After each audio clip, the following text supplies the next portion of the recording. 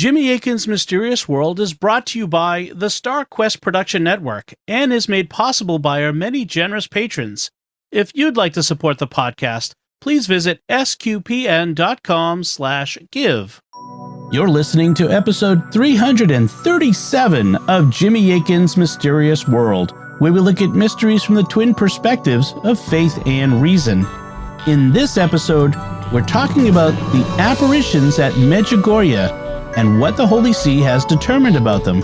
I'm Dom Bettinelli, and joining me today is Jimmy Akin. Hey, Jimmy. Howdy, Dom. In 1981, 6 young people in the village of Medjugorje in Bosnia-Herzegovina began reporting visions of the Virgin Mary. Today, 43 years later, the visions are still ongoing, and in the interim, Medjugorje became phenomenally popular. As many as 3 million people visit the site every year. But there's also been a long-running controversy about the apparitions and whether they are real. In September of this year, 2024, the Holy See finally announced a long-anticipated decision on the site. So, what did the Vatican rule? What practical implications does it have? And are the apparitions at Medjugorje genuinely supernatural? That's what we'll be talking about on this episode of Jimmy Akin's Mysterious World. Jimmy, how are we going to be handling this mystery? Today's episode is the first part of a 3-part look at the mystery of Medjugorje. In this episode, we're going to be looking at the background of the mystery, including how the apparition started and the kind of messages they produced. Next week, we're going to be looking at the church's investigations, plural, into Medjugorje and what they concluded. And finally, we're going to be going into analysis mode and evaluating the apparitions, and I'll be offering my own conclusions about them. Is there anything you'd like to say before we begin looking at it? Yeah, one of the things that I really want to emphasize is that I really approach this mystery from a position of neutrality. While I've been aware of Medjugorje for decades, I've never studied it closely. That's in keeping with my general practice, because at least in the past, I've had a policy of not really looking into apparitions unless they've received church approval. Now, that may change now that I'm doing Mysterious World and now that I have training as a paranormal investigator, but it's been my historic practice. As a result, before researching this episode, I hadn't studied Medjugorje in detail, and I didn't have strong opinions about it. I was largely neutral and open to whatever the church might determine. So that's the first thing I want to say. The second thing is that, as always, when I did start researching Medjugorje, I tried to be balanced. That means I read books by people who support Medjugorje, like Wayne Weibel and Mark Miravalli, and I also read works critical of Medjugorje. I tried to determine as precisely as possible what the verifiable facts of the case are, and I've tried to eliminate from consideration claims that are debatable. So if you don't hear one of your favorite claims mentioned, whether it's in favor of or opposed to Medjugorje, it may well be because I couldn't verify it. I also discovered that, as you might expect, the partisans on both sides tend to play up those things that favor their case and play down those that don't. So if you hear something that sounds negative that you weren't expecting, it may be because you've been reading pro-Medjugorje sources that ignore or downplay it. And if you hear something that sounds positive that you weren't expecting, it may be because you've been reading anti-Medjugorje sources that either ignore or downplay it. As always, I'm trying to be strictly neutral and fact-based in what I present here. Also, one final thing I'd mention is that I don't mind at all if you disagree with my conclusions. I will be telling you what conclusions I've come to, because I do that on the show as a matter of self-discipline, which is why we have the bottom line segment at the end. But I'll reveal right now that my opinions are tentative, and the church has made it clear that private apparitions are not obligatory for our faith anyway. So if you disagree with me, that's fine. I'd only ask that you try to think as charitably of me as I try to think of those who have other positions. People have requested an episode on Medjugorje for a long time, from the very beginning of the show, in fact. Why did you decide to wait until now to do one? The main reason is that back in 2010, Pope Benedict XVI set up a commission to investigate Medjugorje, and that was before we began doing Mysterious World in 2018. So the whole time we've been doing the show, I've known about this commission, and I wanted to wait until the Vatican had reached a decision to do an episode. I prefer to comment positively or negatively on apparitions the Church has already ruled on, like in episodes 40, 64, and 65 on Fatima, in episode 60 on La Salette, in episode 99 on Akita, and in episodes 192 and 193 on Cabejo. The only time I tend to comment on well-known apparitions that the Church hadn't ruled on is when they're obviously false, like in episode 123 on the reported apparitions of Father Michel Rodrigue. In that case, his story was so obviously false, and it was frankly scaring so many people, that I was willing to go ahead and do an episode on it. But precisely because he was scaring so many people, his two bishops denounced him while the episode was in production, and we were able to announce the Church's decision on it in the episode itself. Why do you prefer to do episodes on apparitions that the Church has ruled on? The basic reason is that there are so many reported apparitions in the world that I don't have time to research them all. In the absence of a church ruling, I'd have to do all my own research from scratch, and there just isn't time to do that for every reported apparition.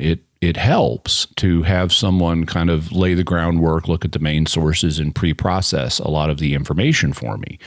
Now, I may make exceptions in the future and do that research anyway, so we may have occasional future episodes about apparitions the Church hadn't ruled on, but that will be the exception rather than the rule. I've got a lot of other things I need to research since this show isn't just about apparitions.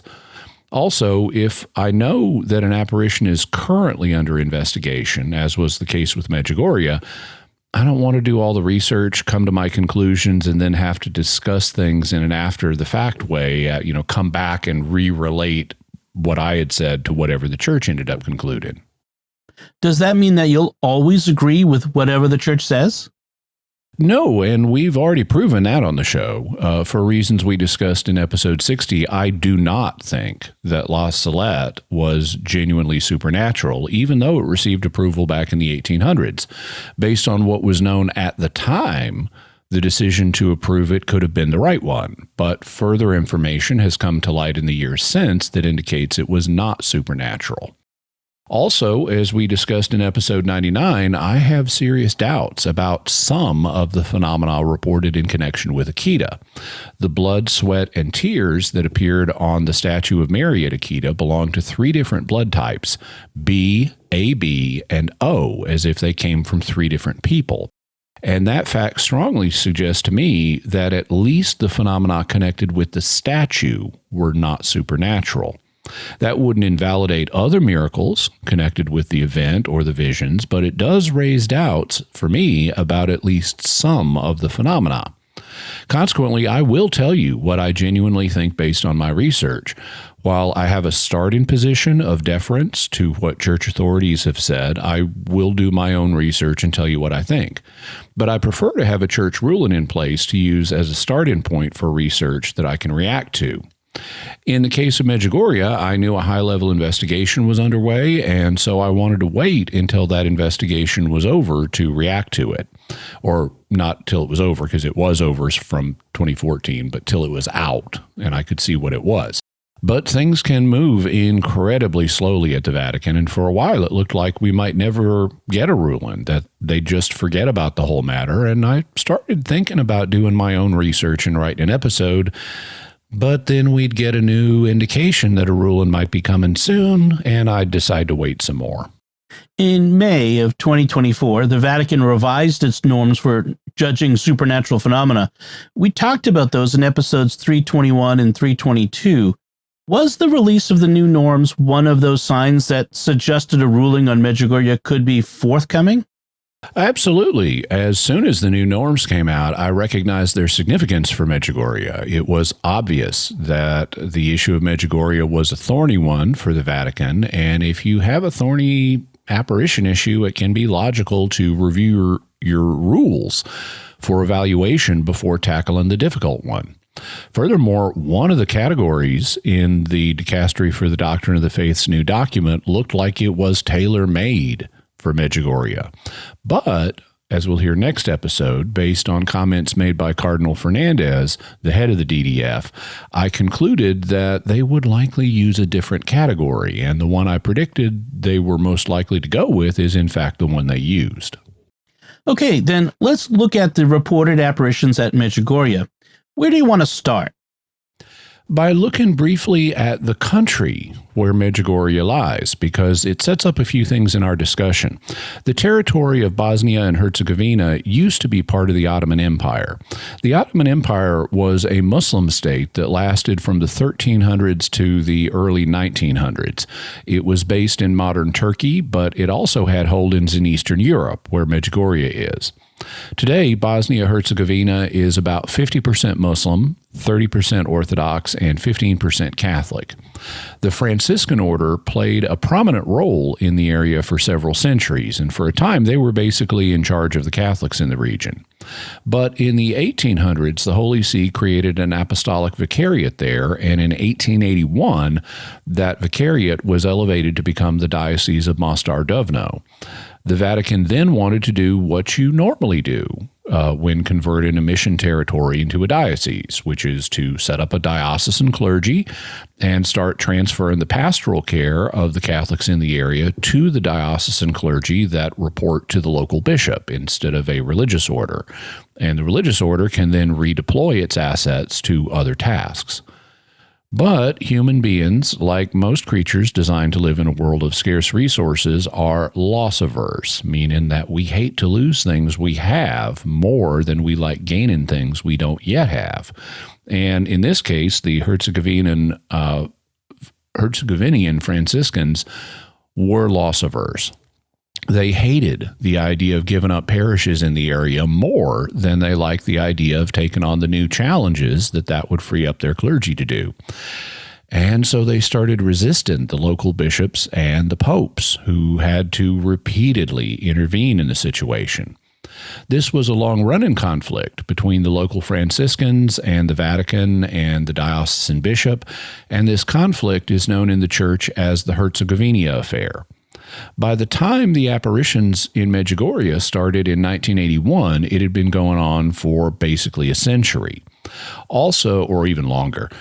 Also, the Ottoman Empire fell apart after World War I, and after World War II, Bosnia-Herzegovina fell under communist control and was consolidated with several neighboring territories into the country of Yugoslavia, though that would itself fall apart after the fall of the Iron Curtain in 1989. With that as background, let's talk about the apparitions. First, let's meet the seers who reported them. What should we know about them?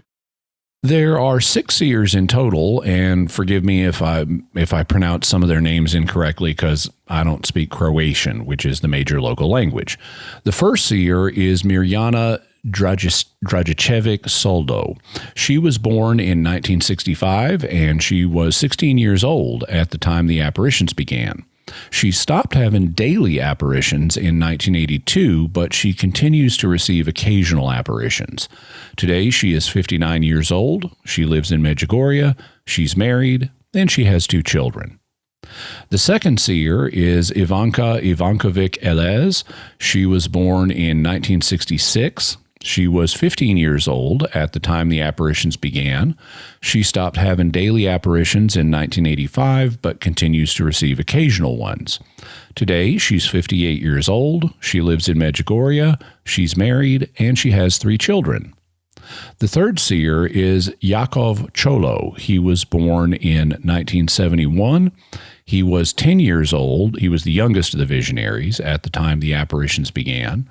He stopped having daily apparitions in 1998, but he continues to receive occasional ones. Today, he is 53 years old. He lives in Medjugorje, is married, and has 3 children.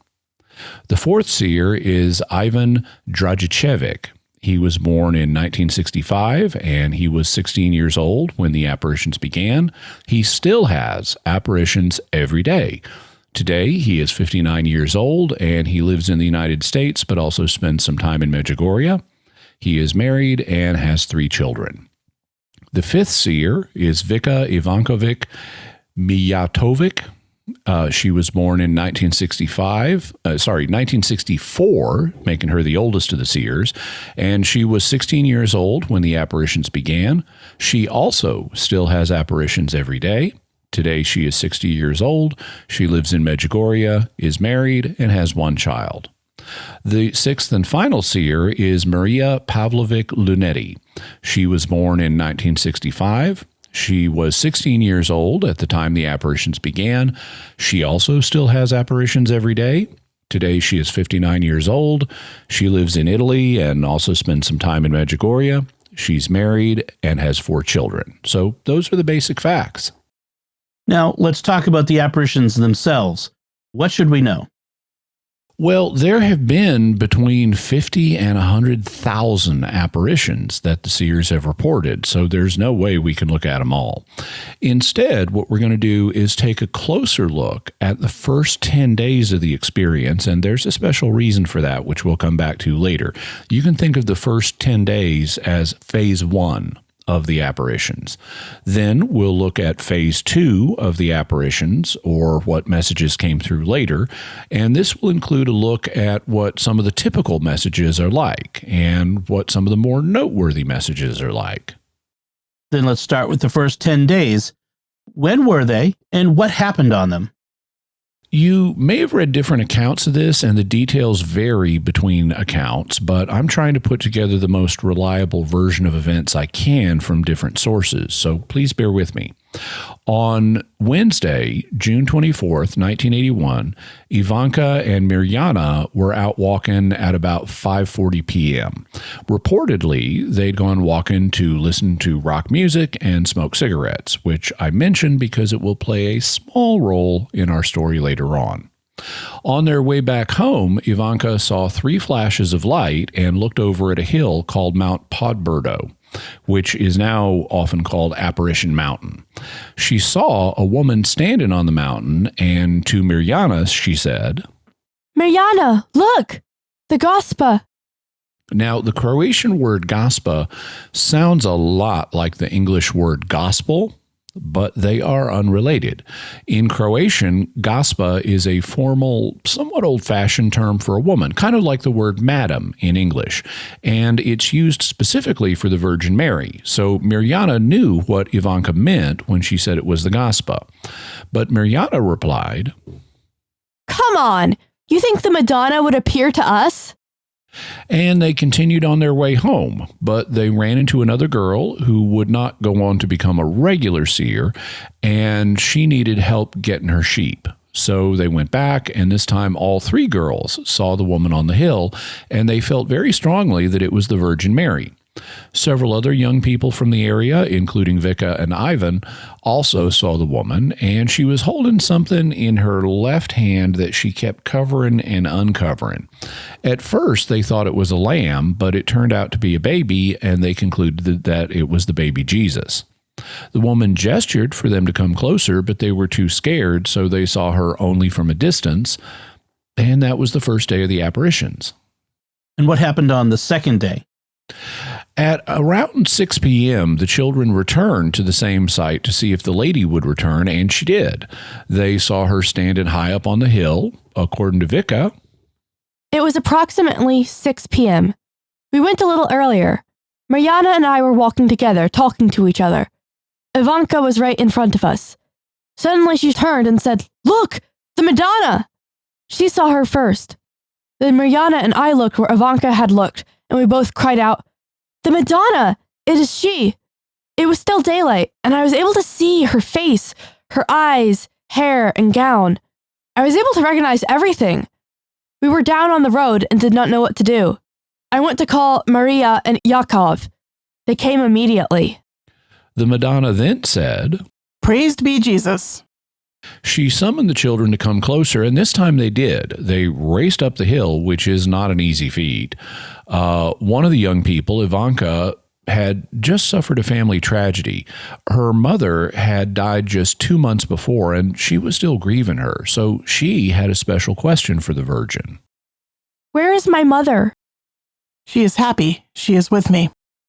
This helped Ivanka release the emotions of grief that she had for her mother, and she began sobbing. Vika picks up the story. Mariana complained to the Madonna, "Dear Madonna, they will not believe us when we go home. They will tell us that we are crazy." The Madonna just smiled. We were on the hill for 10 to 15 minutes. Meanwhile, some people had come up to join us.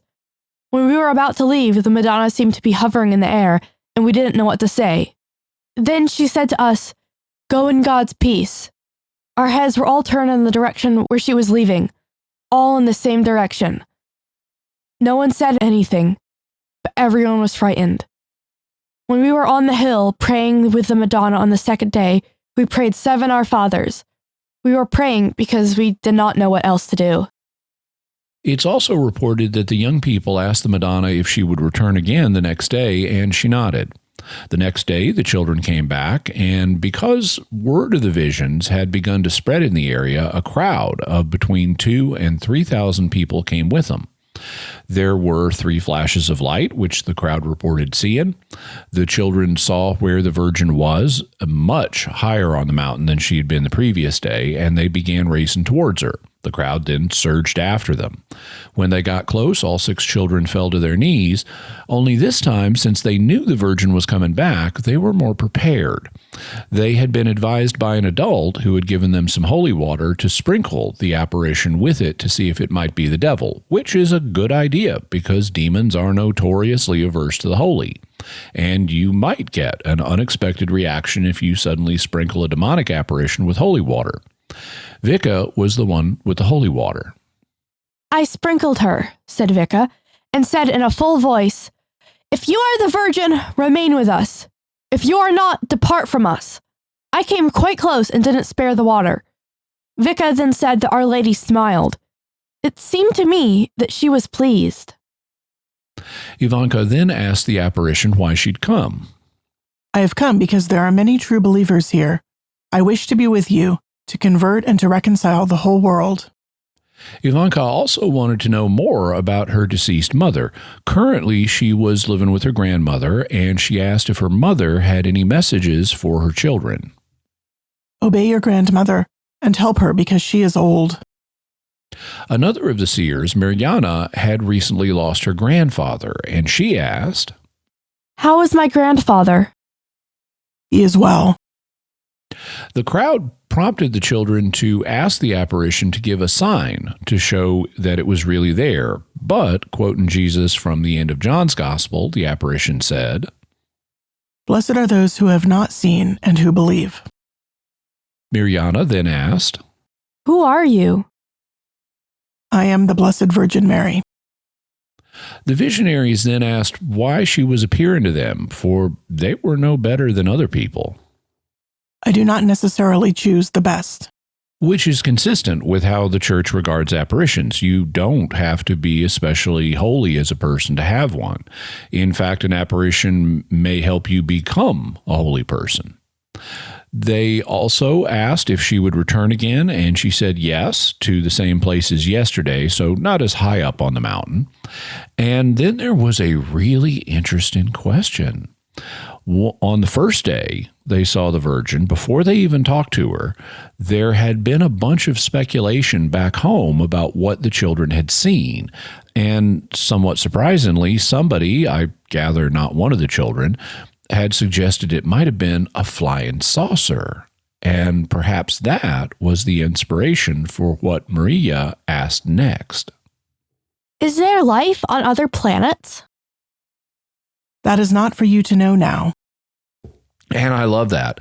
That's about the most mysterious world question you could ask at this point. And notice how the children report Mary answering it. That is not for you to know now.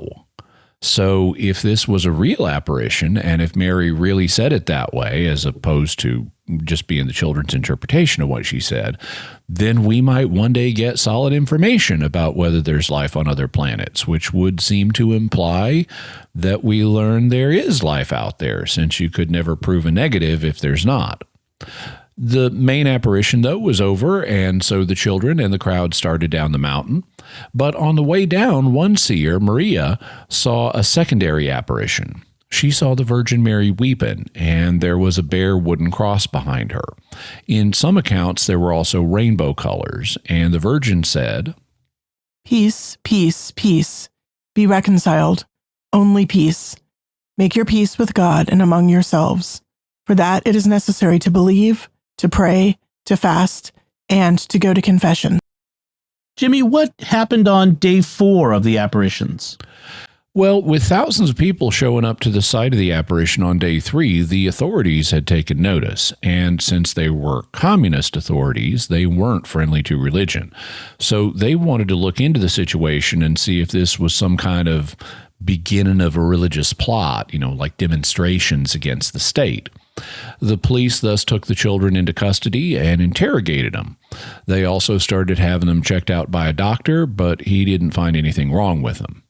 That evening, at the time for the apparition, things were a little confused. Ivan's mother had become concerned by the police attention directed at her son, so she asked him not to go to the hill. He reluctantly agreed, but he did go for a walk, and while he was out, the Virgin Mary appeared to him individually. She told him, Be in peace and take courage. And then she smiled and disappeared. Meanwhile, back at the mountain, the visionaries got separated. Maria reached the top first, and Mary appeared to her but then disappeared.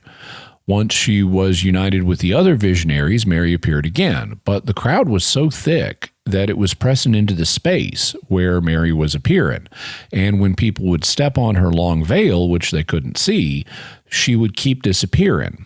Despite these difficulties, they were able to speak with her. Yakov asked what the Virgin wanted from the local Franciscans. Have them persevere in the faith and protect the faith of others. Yakov and Mirjana asked Mary to leave a sign, since some people thought they were lying about having the apparition. My angels, do not be afraid of injustice. It has always existed. The visionaries also asked how they should pray. Continue to recite 7 Our Fathers and 7 Hail Marys and Glory Bees, but also add the Creed. Goodbye, my angels. Go in the peace of God. The next day, the 5th day, was a Sunday, and the parish priest, Father Jozo Zavko, had been out of town for a few days. But after Mass, he began interviewing the children about what had been happening, and he tape-recorded the conversation so that he could play them back afterwards and look for inconsistencies. That day, the crowd for the apparition was estimated at 15,000 people. But they made a space for the children when it was time for the apparition, and everyone began to sing and pray. Fortunately, on this day, one of the visitors tape-recorded the conversation that the children had with the apparition. The tape picked up what the children were saying, and then they would explain what the Virgin had said in response. We can thus present to you the following reconstruction of the conversation. Dear Madonna, what do you wish from us, the children? Faith and respect for me. Dear Madonna, what do you wish from our priests? That they firmly believe. Dear Madonna, why don't you appear in the church so that everybody sees you? Blessed are they who have not seen and believe. Dear Madonna, will you come again? She will. She will come to the same place. She will come. Dear Madonna, which do you like better, that we pray to you or sing to you? Do both, sing and pray. Dear Madonna, what do you wish from these people who have gathered here? At this point, the Virgin smiled lovingly towards the people. Let them believe as if they see. She is disappearing. She is gone. But the Virgin hadn't given her usual goodbye salutation, and she had been appearing and disappearing as people stepped on her veil, so they weren't sure if she was gone. The people thus started praying again, and she came back. My angels, my dear angels. Dear Madonna, what do you wish from these people here? Let these people who do not see me believe the same as the 6 of you who see me. Dear Madonna, will you leave us some sign here on earth so that we can convince people that we are not liars, that we do not lie, that we do not play games with you? Go in God's peace. She left. There's a light behind her. She's gone. This takes us up to day 6, a Monday. On this day, the authorities showed up and took the young people to the neuropsychiatric department of a hospital in Mostar to have them checked out. They also took them down to the morgue to question them. but the children passed the tests and were allowed to go home. At the time of the apparition, the children went back to the hill, and we can reconstruct what happened as follows. Dear Gospa, are you happy to see so many people here today? More than happy. More than happy. How long will you stay with us? As long as you will want me to, my angels. What do you expect of the people who have come in spite of the brambles and the heat? There is only one God, one faith. Let the people believe firmly, and do not fear anything. What do you expect of us? That you have a solid faith and that you maintain confidence. Will we know how to endure persecutions which come to us because of you? You will be able to, my angels. Do not fear. You will be able to endure everything. You must believe and have confidence in me. Also present was a doctor who worked for the government named Dr. Darinka Glamzina. She asked if she could touch the Virgin, and the Virgin replied, There have always been Judases who don't believe, but she can approach. The doctor then stretched out her hand to the invisible apparition and afterward left the site. Reportedly, she later said that she had felt a tingling in her hand. Also present were two parents who had brought their 3-year-old son with them. The 3-year-old was named Daniel Setka, and he was suffering from septicemia, which is a blood infection that can be life-threatening. Wayne Weibel picks up the story in his book Medjugorje, The Last Apparition. The little boy, whose name is Daniel, could neither hear nor speak, and he walked with a limp. The visionaries were touched, and they complied. Putting the question to the Virgin, she answered after looking at little Daniel and his family for a long time. Have them believe strongly in his cure. Go in the peace of God. Implausibly, the parents were disappointed in the answer, a very human response in retrospect. They had expected immediate healing for their child. The Virgin Mary was telling them to pray, to have faith, and to trust. Fortunately for the little boy, the parents obeyed, even if somewhat reluctantly. They wondered why Gospa did not intercede on behalf of their son immediately. Still, they listened and prayed fervently and continuously as they began the long trip to their home. Later that evening, the family stopped at a small restaurant for dinner. The day's event at Medjugorje dominated their conversation. Suddenly, little Daniel grabbed a cup and banged it on the table, exclaiming in a loud voice, "Mama, I want milk!" They were all astounded and fully aware now of what the Virgin meant when she called for prayer and belief. Several months later, Daniel could hear and speak. Soon he was running and playing with other boys. Daniel is now in his late 30s and completely healthy. The next day, day 7, which was a Tuesday, the communist authorities took even stronger action. They issued public orders closing the hill on which the Virgin Mary had been appearing, threatening legal action against any who didn't comply with those orders, and they also required some of the locals to block access to the mountain, threatening them with the confiscation of their homes and property if they didn't. They also arranged for 2 social workers to take the visionaries out for an excursion by car, and they deliberately kept driving for so long that there was no way to get back to the mountain in time for the apparition. When the children realized this, they begged them to stop the car for a few minutes so they could pray, and when the kids threatened to jump out of the car if they didn't stop, they did stop. The children said their usual prayers, and when Ivanka looked up at the hill, she saw a light coming towards them, and the social workers saw it too. And afterwards, they reportedly quit their jobs with the state and became believers. The children asked the Virgin, Are you angry that we were not on the hill? That doesn't matter. Would you be angry if we would not return any longer to the hill, but we would wait in church? Always at the same time. Go in the peace of God. The visionary Mariana also understood that the Virgin would only be appearing on 3 more days, which would be until Friday, and that then the apparitions would end. She discussed this with the pastor of the church, Father Jozo Zavko, when he spoke with her. Here's an excerpt from that discussion. Please describe to me what you were talking about with the Gospa. I asked how many days will she stay with us. She said 3 days. More? 3 days more. That means until Friday. Those 3 more days would be days 8, 9, and 10, which would correspond to July 1st, 2nd, and 3rd.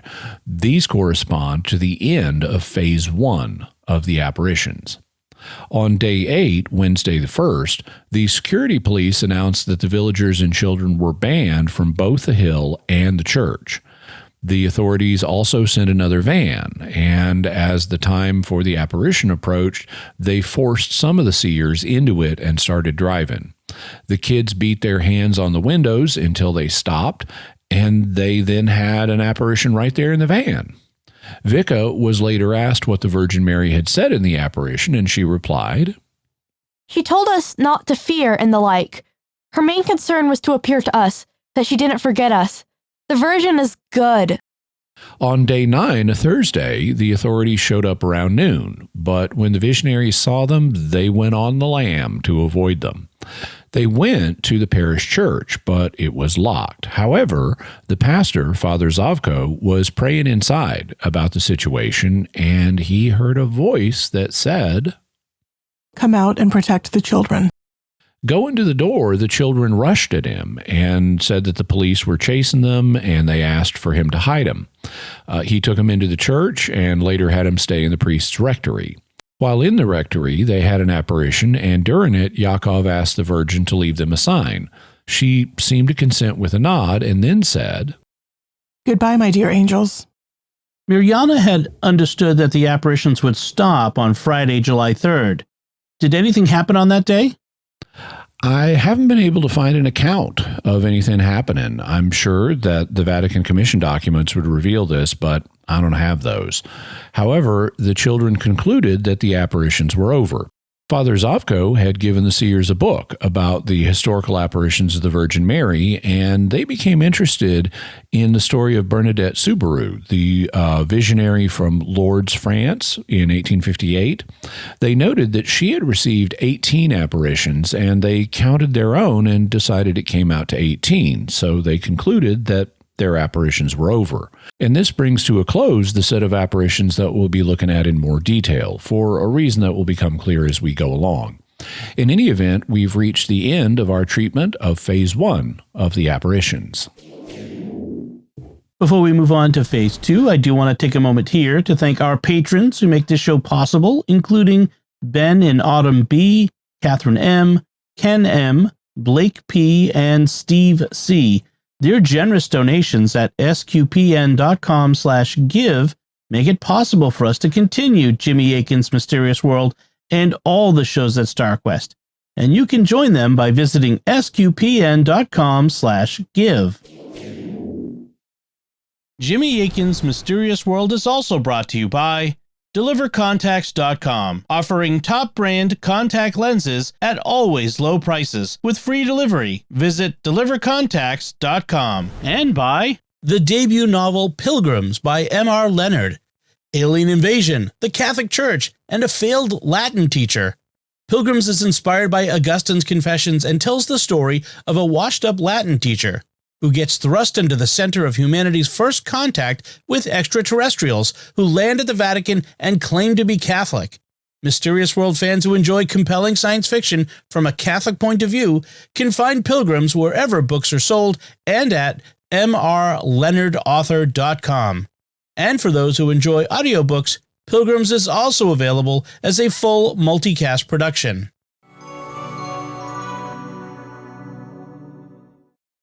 Now, let's move on to Phase 2 of the apparitions. Since they are said to be continuing even today, this obviously wasn't the end of the story, so what happened? Reportedly, on the same Saturday, the Virgin started appearing again to the seers wherever they were, and these are the visions that are still continuing. However, instead of looking at them in detail, we'll first look at some of the common themes in the messages, and then we'll look at some of the more notable claims in them. Okay, so what are some of the common themes in the messages? A useful summary of them is found in the recent Vatican document, Evaluate Medjugorje. In it, the Dicastery for the Doctrine of the Faith, or DDF, has a section called Central Aspects of the Messages that summarizes them. We won't be going through this section in detail because it's quite extensive, but it includes sections on Mary as the Queen of Peace, the idea that peace flows from love, Jesus as the King of Peace, the centrality of God, the centrality of Christ, the action of the Holy Spirit, a call to conversion, the heavy burden of sin and evil, the role of prayer, the centrality of the Mass, the importance of fraternal communion, the importance of joy and gratitude, the importance of personal witness to the faith, and eternal life. All these are the major themes in the Medjugorje messages, but we can't go through them all. What would you like to use as examples? An example of a message where Mary announces herself as the Queen of Peace would be this one. Dear children, I came to you and introduced myself as the Queen of Peace because my Son sent me. I desire, dear children, to help you so that peace may come. And she elaborates on the same theme of peace in messages like these. Peace, peace, peace. Be reconciled. Be reconciled with God and among yourselves. 26 June, 1981. Dear children, without prayer there is no peace. Therefore, I urge you, dear children, to pray at the foot of the cross for peace. 6 September, 1984. I call upon you all to pray responsibly for peace. Pray, dear children, for peace to reign in the world, for peace to reign in the hearts of men and in the hearts of my children. Therefore, be my bearers of peace in this restless world. Be my living sign, a sign of peace. 5 August, 2013. And if Mary is the Queen of Peace, there is a notable emphasis on Jesus as the King of Peace. I call on you, dear children, so that your life may be united with him. Jesus is the King of Peace, and only he can give you the peace that you seek. I am with you, and I present you to Jesus. 25th December, 1995. In my hands, I have little Jesus, the King of Peace. 25th December, 2002. With great joy, I bring you the King of Peace, that he may bless you with his blessing. 25th December, 2007. There is then an emphasis on doing the will of God. Dear children, today I call upon you to surrender entirely to God. Give everything that you do and everything you possess over to God, so that he may reign in your life as King of everything. Do not be afraid. 25th July, 1988. Dear children, today I call upon you to live the following words this week. I love God. Dear children, with love, you will achieve everything, even what you consider to be impossible. 28 February, 1985. And completing the Trinitarian mystery, there are also messages focusing on the role of the Holy Spirit. People are wrong when they turn solely to the saints to ask for something. The important thing is to pray to the Holy Spirit to descend upon you.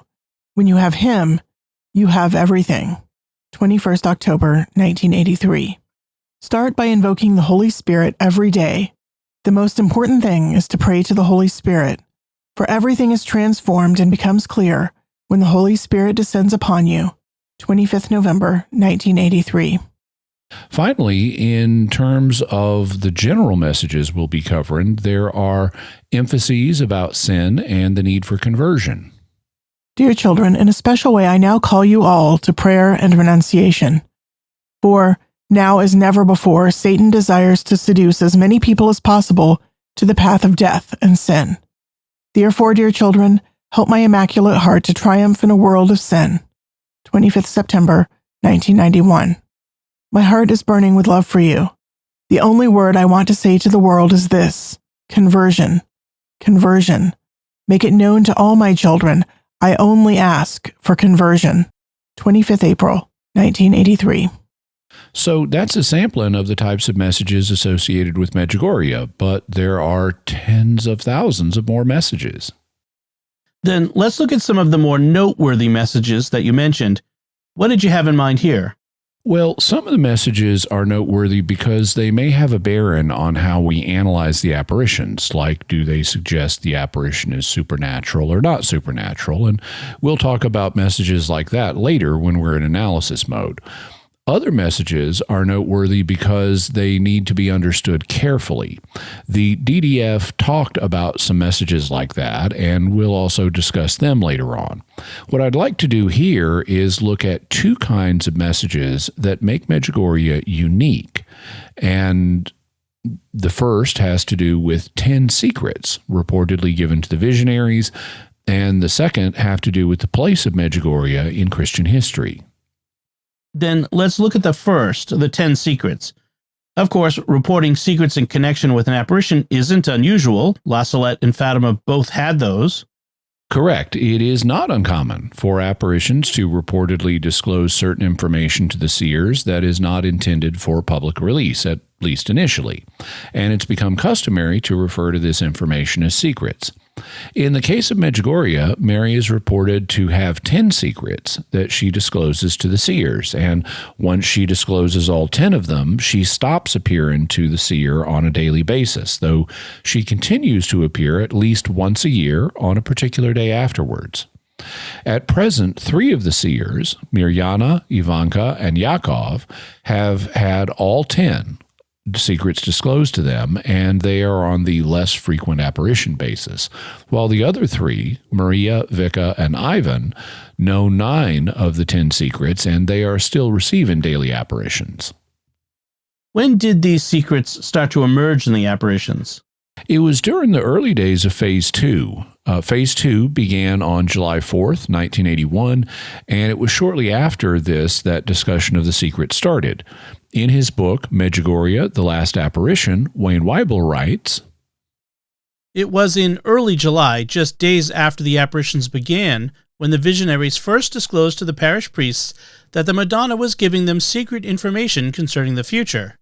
According to them, she would progressively reveal to each of them 10 future events, secrets, that would occur in the world. They were not to divulge the contents of the secrets to anyone until given permission by the Virgin, not even to the Franciscans or their family members. By 17 months later, one of the seers, Mirjana, had received all 10. She learned the 10th secret on Christmas Day, 1982, and stopped having daily visions.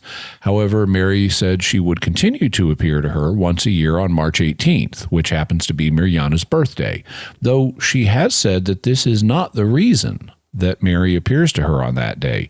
The reason for March 18th is mysterious and is supposed to be understood better in the future.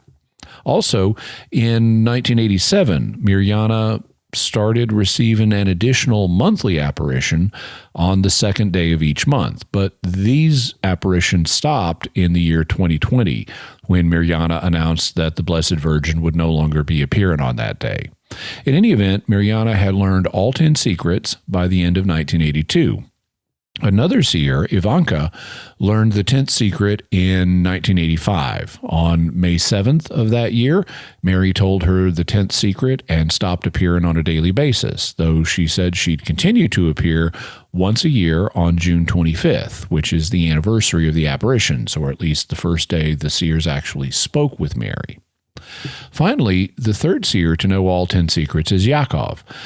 He learned the 10th secret on September 12th, 1998, and no longer has daily visions. But Mary continues to appear to him on December 25th, or Christmas Day.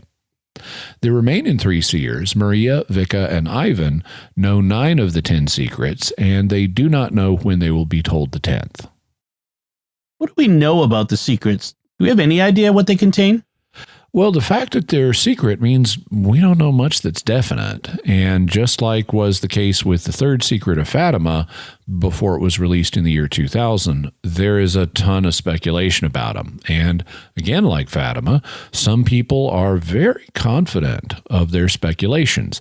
If you go online, you'll find websites where people make very confident assertions about them and even claim without proper sources that the seers have said various things about them, or that we know certain things about them that they don't provide sources for. So, per my usual policy, I wanted to ignore the speculations and trace things back to the primary sources, and I went in search of what the seers had verifiably said about them. We'll look at some specific examples, but first I'll give a general summary of what I found. The secrets seem to have a common chronological sequence that they will occur in, though that doesn't mean that they were all revealed to the seers in the same sequence. They might have been revealed in a different sequence from the one in which they will chronologically occur. Also, as we'll hear, there may be variations in the details revealed to each seer. For example, we know that one secret was revealed to a seer in a way that was more personal to her than the others, but we'll discuss that later. In general terms, the first two secrets seem to be warnings meant as evidential signs. According to Mirjana, The first two secrets come as advance warnings to the whole world and as proof that the Blessed Mother is here in Medjugorje. and we may have a little more detail about the first secret. According to Wayne Weibel, It was revealed during the first year of the apparitions by the Blessed Virgin that the first secret, or warning, would be a major upheaval somewhere in the world. It is not clear if it is to be a geographical, political, or religious upheaval. According to Mirjana, it will last for a little while. It will be visible. She says it is necessary to shake up the world a little. It will make the world pause and think. That is the extent of what we know about this secret. the secret that we know the most about is the third. According to the seers, it will be an amazing, permanent sign that will be placed on the mountain of apparitions in Medjugorje. In fact, it will be at the very spot that the children first spoke with Mary, and it will result in many conversions. When it comes to the next three secrets, numbers 4, 5, and 6, we know next to nothing, though we do know that the fourth secret was revealed to Vika in a way that was more personal to her. The final group of secrets, numbers 7, 8, 9, and 10, seem to involve judgments on the world. This is particularly indicated by a statement Vika made concerning the seventh secret. Now, I only want to say this about the seventh secret, that the Madonna said that half of the seventh secret had been canceled because of our prayers. She recommends that we continue praying because with our prayers we can mitigate also other secrets. It looks like the eighth secret has also been mitigated. On November 6, 1982, Mirjana was reportedly frightened by the eighth secret and prayed to the Madonna about it. The Madonna then responded, I have prayed. The punishment has been softened. Repeated prayers and fasting reduce punishments from God. But it is not possible to avoid entirely the chastisement. Go on the streets of the city. Count those who glorify God and those who offend him. God can no longer endure that. We know less about the ninth and 10th secrets, but I get the sense that they are in escalating severity, so they would be even more serious. You said that we know the most about the third secret, but we went over it quickly in the summary. What else do we know? According to Wayne Weibel, A brief description of the permanent sign from what has been revealed points out that it will be seen as something that has never before been seen on Earth. It can be seen and photographed, but it cannot be touched. There is no clue as to why it cannot be touched. Does it mean that it is composed of light or a mystical ray that one could put a hand through? Does it mean that it is forbidden to touch it? We do not know.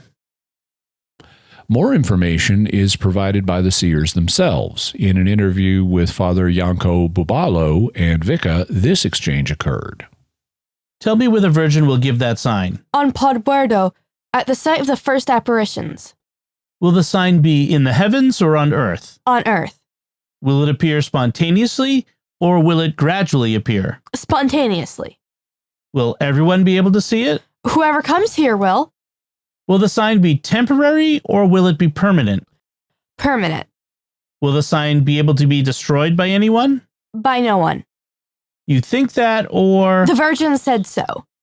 do you know exactly what the sign will be? Exactly. Do you know when the Virgin will make it evident to the rest of us? I know that also. And why is the Virgin leaving the sign here? Why? To show the people that she is here among us. I'll just say this. Whoever does not believe without a sign will not believe with a sign. And I'll tell you this too. Woe to him who delays his conversion, waiting for the sign. I once told you that many would come and perhaps even kneel before the sign, but will nonetheless not believe. Be happy that you are not among them. In another interview with Vika, this exchange occurred. She leaves this sign, a sign that no man can make, It is something only God can make, and so nobody will be able to say that it is a small thing or something else. This arrives in such a way that they won't have words to say what it is. So in essence, the discourse is this. The Madonna urges us to convert. She tells us not to wait for the sign on the mountain in order to convert, and in any event, all the secrets that I have confided will be realized, and also the visible sign will be made manifest. When the sign comes, for many, it will already be too late. What does that mean? The Madonna did not explain why it will be too late, and I did not ask. She only said that we are now living in a time of grace. Another seer, Mariana, has said this. Our Lady will leave a sign at the Hill of Apparitions, and everybody will see that she was truly present there, and that it's something from God. And the sign will be something that when you see it, it will be clear that it could not have been created by human hands. But you won't see it from America, you'll have to come there to see it. Pilgrims from the United States often ask me if we will be able to see it from home, or will we have to go there to see it. You could interpret that to mean that the sign won't be able to be photographed, but my guess is that the meaning is more likely that it's a real physical sign that you'd have to come if you want to see it for yourself.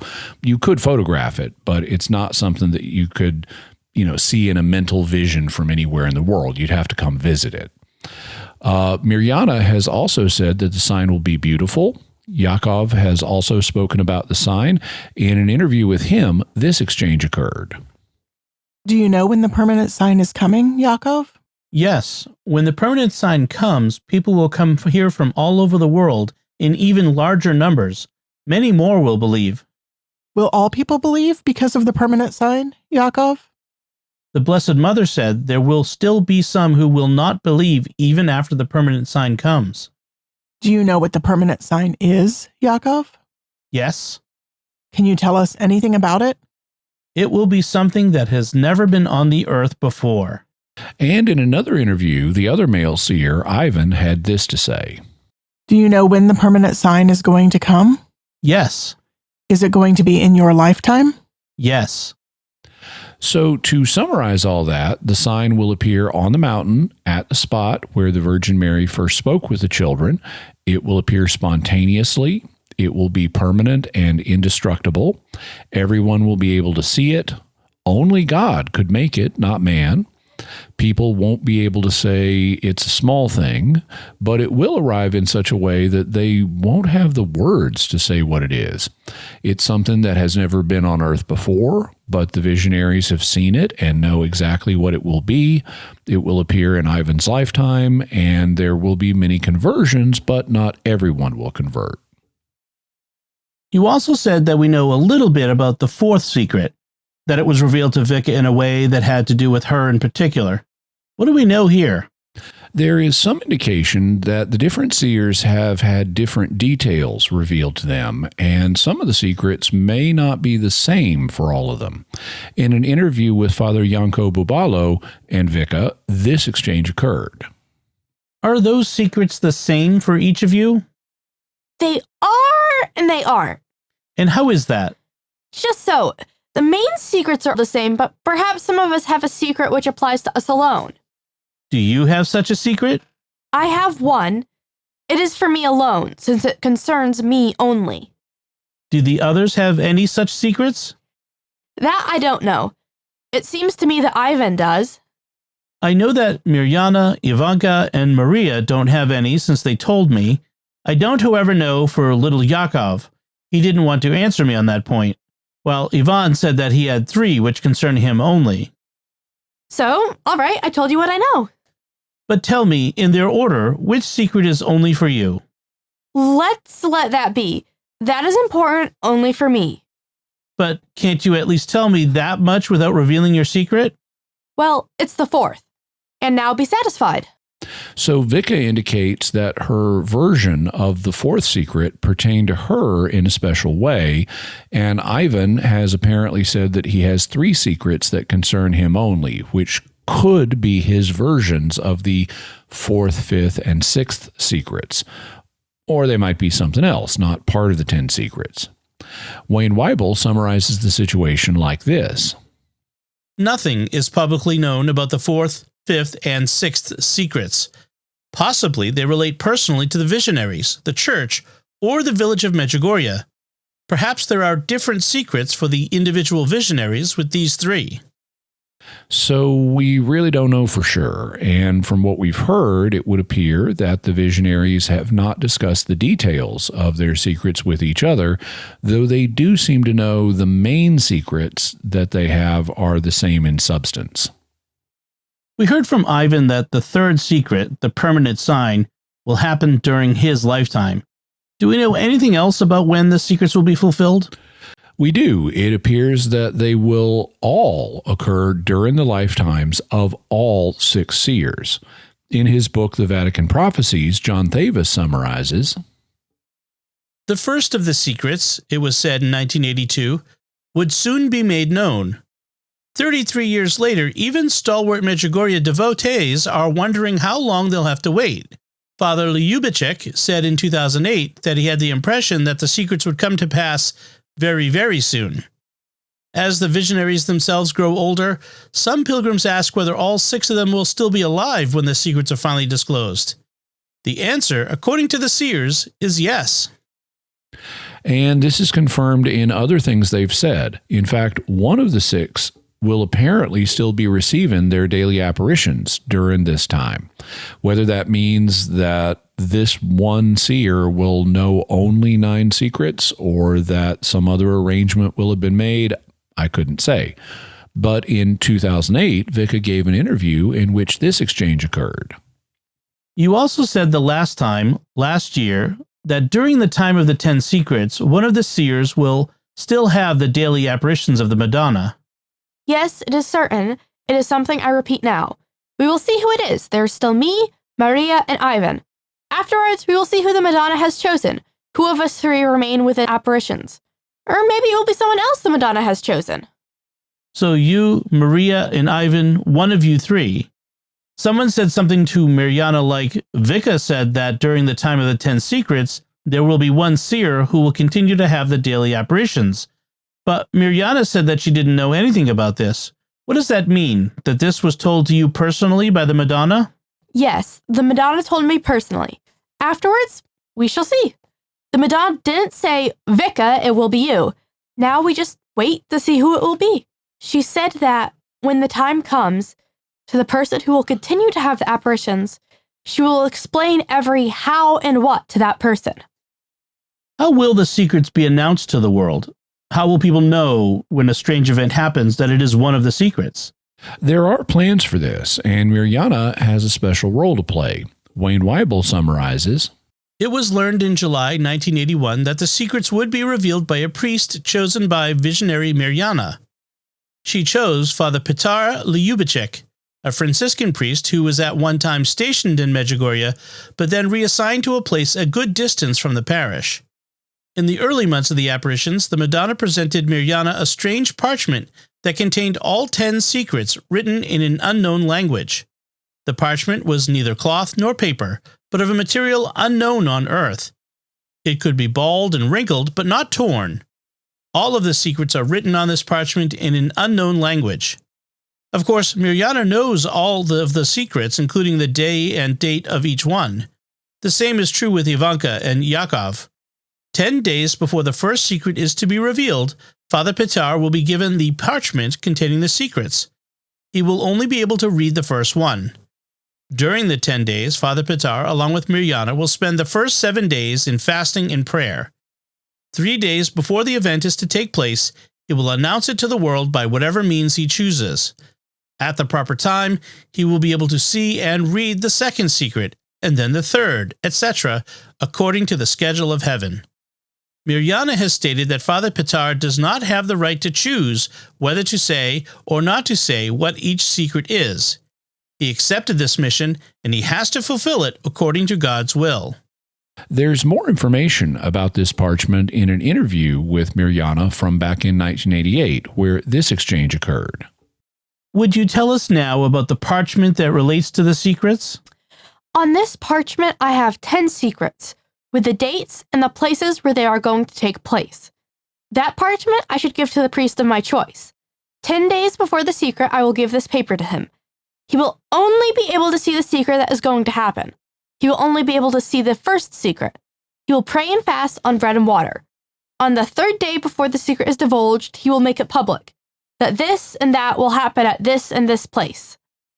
This should be convincing that Our Lady has been here, that she did not call us in vain to peace, to love, to conversion. Where is the parchment now? In my room. When I got all the 10 secrets, I was always afraid that I might forget something. I was not sure about myself to remember all those dates. It gave me trouble all the time. So one day while I was having the vision, Mary simply gave me that. We call it foil, that parchment. It is neither paper or a tissue or a fabric, just like an old pigment parchment. So all 10 secrets are nicely written on it, and so I keep that parchment in the drawer with the rest of my papers. I showed it to a cousin of mine, and she just saw a letter. She did not see any secrets, she just saw a letter. And I showed it to, I think it was my aunt. I showed it to her, and she just saw certain poems. Nobody sees the same. Only me, only I can see the secrets, so there is no danger. I don't have to hide it to conceal it. I can keep it on the table because nobody is able to read it, the secrets. When you show it to other people, don't they notice that it is a special texture or form, that it is not ordinary paper, even though they can't read anything on it? They were all confused. One saw it was a song, and one saw it was a letter. They were surprised. So I thought something was wrong about that, so that I should not show it to anybody else. It caused laughter, surprise. I just folded the paper and put it away in my drawer. So there is reportedly a parchment that will be used when the secrets start to be fulfilled to let people know that what is happening was predicted at Medjugorje, which would provide us with a testable way of looking at whether or not the apparitions are supernatural. That's something that we'll be looking at in part 3 of our discussion. But first, you said you also wanted to cover something unique about the messages of Medjugorje, which had to do with the place of the apparition in history. What were you referring to? Basically, Medjugorje is commonly regarded by its supporters as the final Marian apparition that will happen in world history. Wayne Weibel states, The Blessed Virgin Mary has made it clear through her early messages that her appearance at Medjugorje will be the last time she will be sent to earth in apparition. There will never be another from the Mother of God on earth. The basis for this is found in the messages Mary is reported to have given. On May 2nd, 1982, for example, the seers reported that the Virgin Mary had said, I have come to call the world to conversion for the last time. Afterwards, I will not appear any more on this earth. So if the Virgin Mary said this, and it has been accurately quoted by the visionaries, that would make Medjugorje distinct from other apparitions in a unique way. It would be the final apparition in world history, and once Medjugorje stops, we would expect all other Marian apparitions to shut down, including others that are going on now. Either that, or if the apparitions continue to happen after Medjugorje, one would have to make a choice. Either Medjugorje was a false apparition, or all the continuing ones are false, or at least that revelations like the one we just quoted for Medjugorje did not accurately reflect what the Virgin may have said. And that brings us to the conclusion of this episode, this part of our discussion of the mystery of Medjugorje. We'll be continuing on, but until then, Jimmy, what further resources can we offer to the listeners and viewers? We'll have links to Wayne Weibel's book, Medjugorje, The Last Apparition, Mark Miravalli and Wayne Weibel's book, Are the Apparitions of Medjugorje Authentic?, John Thavis's book, The Vatican Prophecies, also the DDF document given a nihil obstat to Medjugorje, and the press conference that the DDF had to introduce that document, information from Medjugorje.com about the early days of the apparitions, and also Medjugorje.org's account of the early days and messages, Medjugorje.com on what the seers have said about the secrets, Medjugorje.com on what they've said about the third secret, and Medjugorje.com on what Mirjana has said about the parchment. Okay, and now it's time to hear from you. What are your thoughts about the apparitions reported for Our Lady of Medjugorje? Let us know by visiting sqpn.com or the Jimmy Akin's Mysterious World Facebook page, sending us an email to feedback@mysterious.fm, sending a tweet to MYS_world, visiting the StarQuest Discord community at sqpn.com/discord, or calling our mysterious feedback line at 619-738-4515. That's 619-738-4515. And I want to say a special word of thanks to Oasis Studio 7 for the video and animation work on this episode. You can check it out by coming to my YouTube channel, youtube.com, where I have lots of video goodness for you. While you're there, please do like, comment, and especially subscribe, because I'm trying to grow my channel and I'm getting close to the 100,000 subscribers barrier. Be sure and hit the bell notification so you always get notified when I have a new video comes out, which is basically every day now. And I'd really appreciate it, so thank you. I also want to thank my daughter Isabella and my wife Melanie for their voiceover work on this episode. So Jimmy, what's our next episode going to be about? Next week, we're going to be looking at the church's investigations into Medjugorje and what they concluded earlier this year. Folks, be sure to share the podcast with your friends. Write a review in Apple Podcasts or wherever you get your podcast from. That helps us grow this community and reach even more listeners. Get your very own Mysterious World t-shirt, mug, and more in our merchandise shop at sqpn.com/merch. And you'll find links to all of Jimmy's resources from our discussion on our show notes at mysterious.fm/337. And remember, to help us continue to produce the podcast, please visit sqpn.com/give. Jimmy Akin's Mysterious World is also brought to you in part by The Grady Group, a Catholic company bringing financial clarity to their clients across the United States, using safe money options to produce reasonable rates of return for their clients. Learn more at gradygroupinc.com. And by Rosary Army, featuring award-winning Catholic podcasts, rosary resources, videos, and the School of Mary online community, prayer, and learning platform. Learn how to make them, pray them, and give them away while growing in your faith at rosaryarmy.com and schoolofmary.com. Join a once-in-a-lifetime opportunity to go on pilgrimage to the mysterious shrines and sites of Italy in the Jubilee year 2025 with Jimmy Akin and me, Dom Bettinelli. Go with us on a 12-day, all-inclusive tour that gives you incredible access to Jimmy's insights in Rome, Assisi, Orvieto, Monte Cassino, San Giovanni Rotondo, the Grotto of St. Michael, and more. We're also planning special activities like recording on location for future episodes of Mysterious World and an in-person Weird Questions episode just for pilgrims. Space is limited and filling up, so be sure to find out more.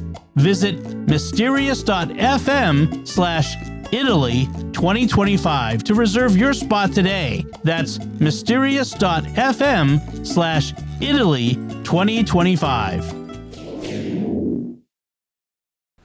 Until next time, Jimmy Akin, thank you for exploring with us our mysterious world. Thanks, Tom. And once again, I'm Dom Bettinelli. Thank you for listening to Jimmy Akin's Mysterious World on StarQuest.